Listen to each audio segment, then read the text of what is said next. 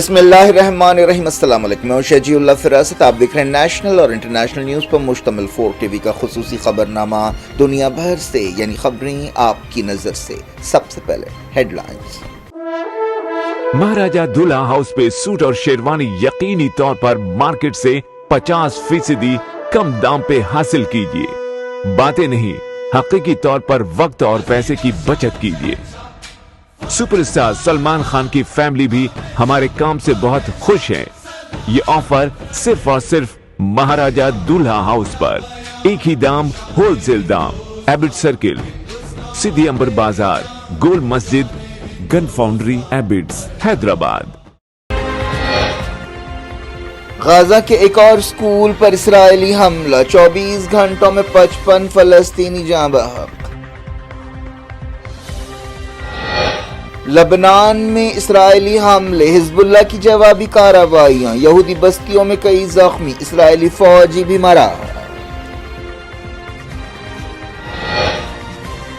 Blinken قطر پہنچے، شیخ تمیم سے ملاقات، سنوار کی ہلاکت کے بعد جنگ بندی پر دیا زور۔ ایران کے کراج نیوکلیر پلانٹ میں آگ لگ گئی، ریولیوشنری گارڈز نے اسرائیل سے کہا تھاڈ سسٹم پر بھروسہ نہ کریں۔ انقرہ میں ڈیفنس کمپنی پر حملے کے بعد عراق اور سیریا میں ترکی کی بمباری، کردستان ورکرز پارٹی نشانہ۔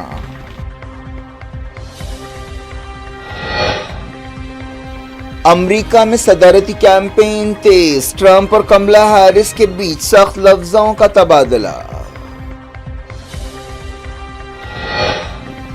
پاکستان میں بشرا بی بی رہا، پی ٹی آئی لیڈرز نے جیل میں کی عمران خان سے ملاقات۔ طوفان دانا جمعے کی صبح اڑیسہ ساحل سے ٹکرائے گا، لاکھوں لوگوں کو محفوظ مقامات پر پہنچایا گیا۔ کیوی بیٹرز واشنگٹن سندر کی اسپن کے جال میں پھنس گئے، پوری ٹیم 259 پر ڈھیر۔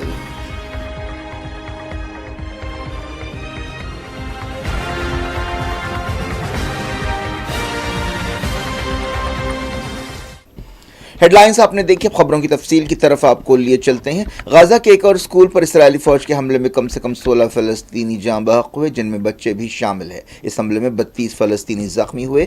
اس اسکول میں بے گھر فلسطینی پناہ لیے ہوئے تھے۔ یہ حملہ نصیرات میں کیا گیا، اس سے پہلے بھی اسکولوں پر حملوں کے کئی واقعات پیش آ چکے ہیں۔ اس دوران لبنان میں اسرائیل کے حملوں میں ایک شخص جاں بحق ہوا اور 5 زخمی ہوئے۔ اسرائیل نے بیروت اور آس پاس کے علاقوں میں رات بھر 17 سے زیادہ حملے کیے۔ ان حملوں میں 6 عمارتیں تباہ ہو گئیں۔ غزہ کی وزارت صحت نے بتایا کہ جبالیہ میں پچھلے 19 دنوں سے جاری اسرائیلی دہشت گردی میں 770 فلسطینی شہید ہوئے۔ اسی مدت کے دوران 1000 سے زیادہ زخمی ہوئے۔ غزہ حکومت کی میڈیا آفس نے بتایا کہ فوج نے 200 سے زیادہ فلسطینیوں کو گرفتار بھی کیا، جن میں عورتیں بھی شامل ہیں۔ جبالیہ غزہ کے دوسرے علاقوں سے کٹا ہوا ہے۔ غزہ کی میڈیا آفس نے الزام لگایا کہ اسرائیلی فوج فلسطینی جرنلسٹوں اور میڈیا پروفیشنلز کے خلاف ایک مہم چلا رہی ہے۔ اسرائیلی فوج فلسطینی جرنلسٹوں پر جھوٹے الزامات لگا رہی ہے تاکہ انہیں سچ پیش کرنے سے روکا جا سکے۔ حزب اللہ نے کہا کہ ساؤتھ لبنان کے ایتشاپ ٹاؤن میں ہونے والی لڑائی میں اسرائیل کا ایک فوجی مارا گیا اور کئی اسرائیلی ٹینکس تباہ ہو گئے۔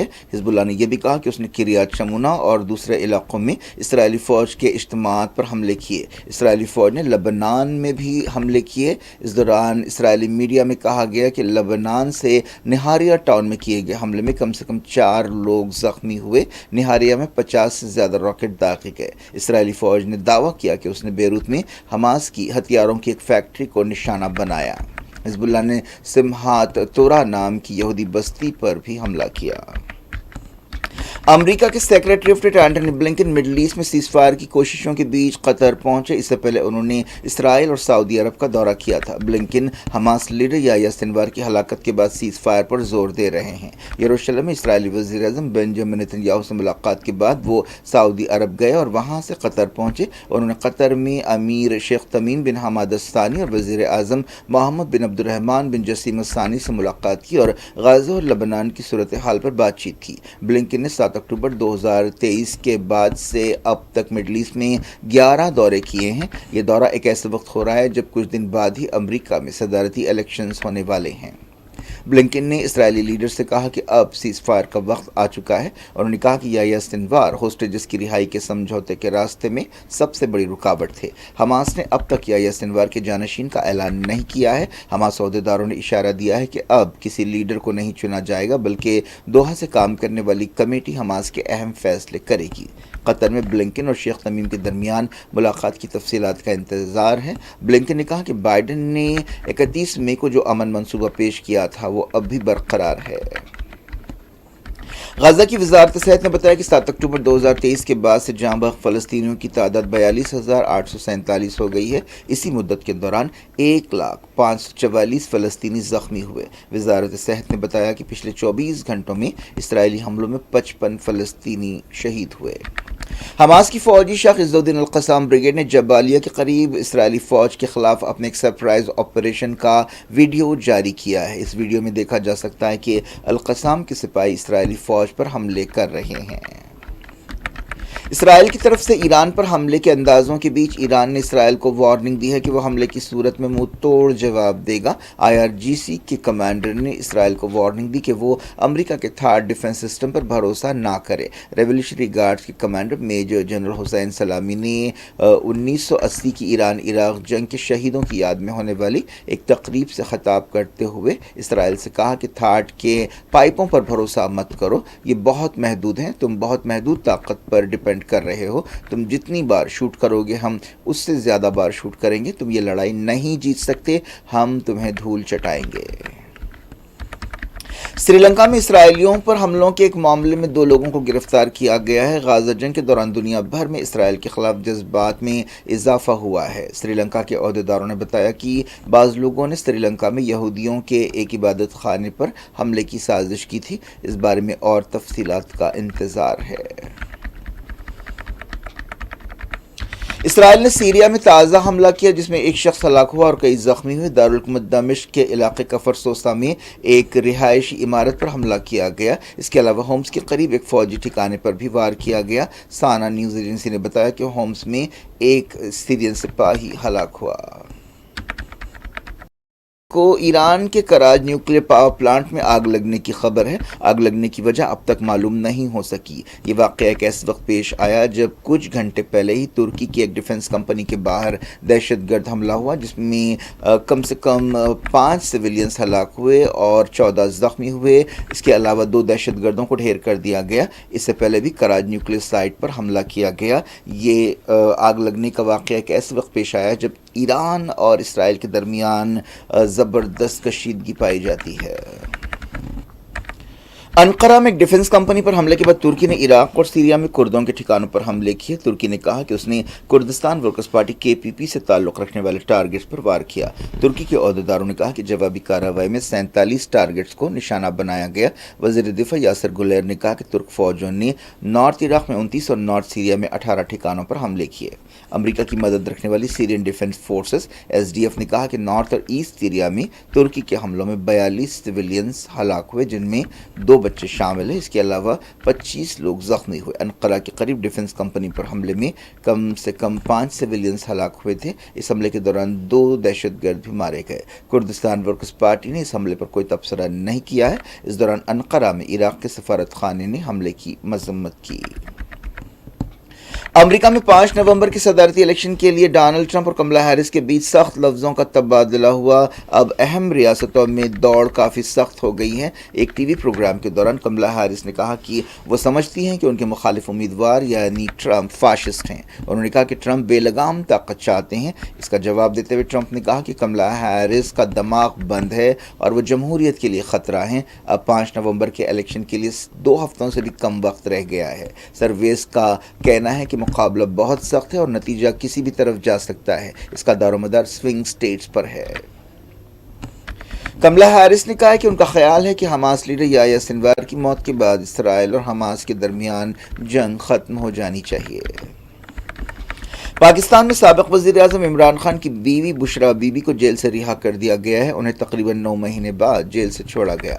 करप्शन के एक केस के सिलसिले में उन्हें सज़ा दी गई थी। ये केस तोशा खाना केस के तौर पर जाना जाता है। बुशरा बीबी को रावलपिंडी के अडियाला जेल से रिहा किया गया। एक दिन पहले इस्लामाबाद हाई कोर्ट ने उन्हें ज़मानत दी थी। बुशरा बीबी और इमरान खान को जनवरी में 14 साल जेल की सज़ा सुनाई गई थी। इस दौरान पाकिस्तानी मीडिया में कहा गया कि बुशरा बीबी जेल से बनी गाला यानी इमरान खान के घर पहुंच गई हैं। इस दौरान पीटीआई लीडर्स ने जेल में इमरान खान से मुलाकात की। कनाडा से वापस आने वाले इंडियन हाई कमिश्नर ने कहा है कि कनाडा के ओहदेदारों ने हमें कोई भी सबूत नहीं दिया। दोनों मुल्कों के बीच ताल्लुकात में खटास है। हाल ही में इंडिया ने कनाडा से इन तलखियों के बीच हाई कमिश्नर को वापस बुला लिया था। एक टीवी चैनल से बातचीत करते हुए हाई कमिश्नर ने कहा कि उन्हें उस वक्त काफ़ी हैरत हुई थी जब कनाडा के ओहदेदारों ने उन्हें बताया कि वो और उनके 5 साथी एक खालिस्तानी लीडर की हलाकत के मामले में पर्सन ऑफ इंटरेस्ट हैं और इंडियन गवर्नमेंट से कहा जाना चाहिए कि उन्हें हासिल सफारती छूट हटा दी जाए। एयरलाइंस को बम की झूठी धमकियां देने का सिलसिला जारी है। इन धमकियों की वजह से एयरलाइंस को करोड़ों रुपयों का नुकसान हो रहा है। एक मरतबा फिर 80 से ज़्यादा फ़्लाइट्स को बम की धमकियां दी गई। इनमें ज़्यादातर धमकियां एक ही एक्स अकाउंट से दी गईं। इंडिया की एयरलाइंस जैसे विस्तारा और इंडिगो ने इस बारे में तस्दीक की कि उन्हें जुमेरात को भी धमकियां मिली हैं। धमकियां मिलने के बाद प्रोटोकॉल के मुताबिक हवाई जहाज़ों की तलाशी ली जा रही है और फ़्लाइट ऑपरेशंस मुतासर हो रहे हैं। इस वजह से अब तक पिछले कुछ दिनों में 7 करोड़ से ज़्यादा का नुकसान हो चुका है। ज़्यादातर धमकियां मुल्क से बाहर के एड्रेसेस से दी जा रही हैं। तूफान दाना अब से कुछ घंटों बाद उड़ीसा के साहिल से टकराएगा। इसके असर में उड़ीसा और बंगाल में ज़बरदस्त बारिश हो रही है और समंदर में बड़ी बड़ी मौजें उठ रही हैं। तूफान दाना जुमे की सुबह 120 किलोमीटर फ़ी घंटे की रफ्तार से फतरकनिका नेशनल पार्क और धमरा पोर्ट के दरमियान साहिल से टकराएगा। उड़ीसा की तकरीबन आधी आबादी तूफ़ान से मुतासर है। 10 लाख से ज़्यादा लोगों को महफूज मकामात पर पहुँचाया गया है। बंगाल में भी 1 लाख से ज़्यादा लोगों को तूफ़ान दाना से पहले महफूज जगहों पर ले जाया गया।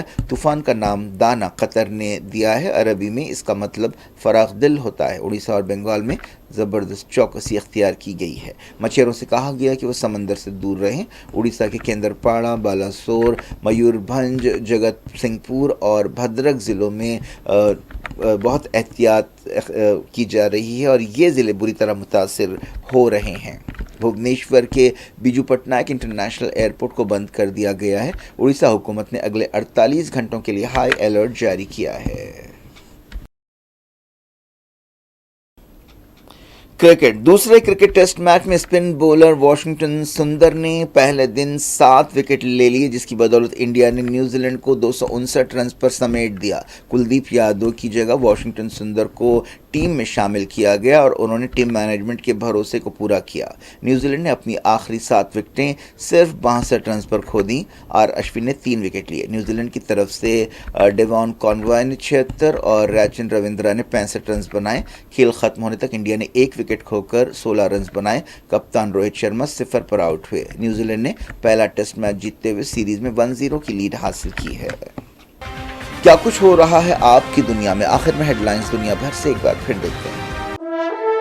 महाराजा दूल्हा हाउस पे सूट और शेरवानी यकीनी तौर पर मार्केट से 50% कम दाम पे हासिल कीजिए। बातें नहीं, हकीकी तौर पर वक्त और पैसे की बचत कीजिए।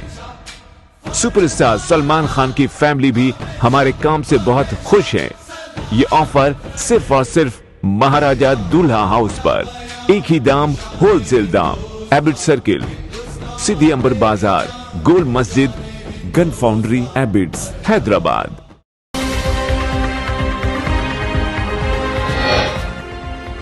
गाजा के एक और स्कूल पर इस्राएली हमला, 24 घंटों में 55 फलस्तीनी जाँ बहक। लबनान में इस्राएली हमले, हिजबुल्लाह की जवाबी कार्रवाइयां, यहूदी बस्तियों में कई जख्मी, इस्राएली फौजी भी मरा।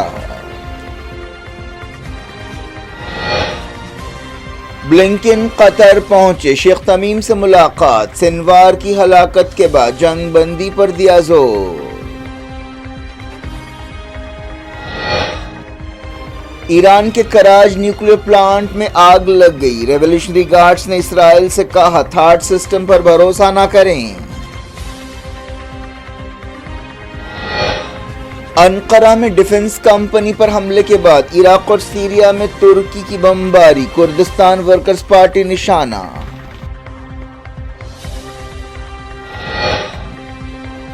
امریکہ میں صدارتی کیمپین تیز، ٹرمپ اور کملا ہیرس کے بیچ سخت لفظوں کا تبادلہ۔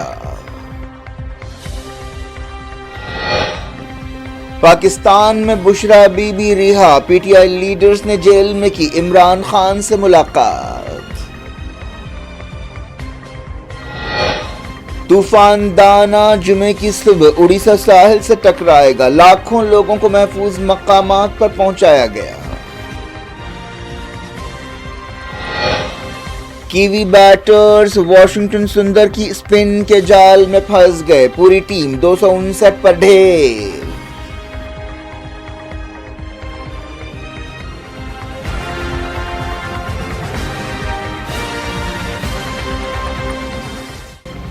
یہ تھی آج کی خبریں، شجیع اللہ فراست کو دیں اجازت اور اپنا بے حد خیال رکھیں۔ اللہ حافظ۔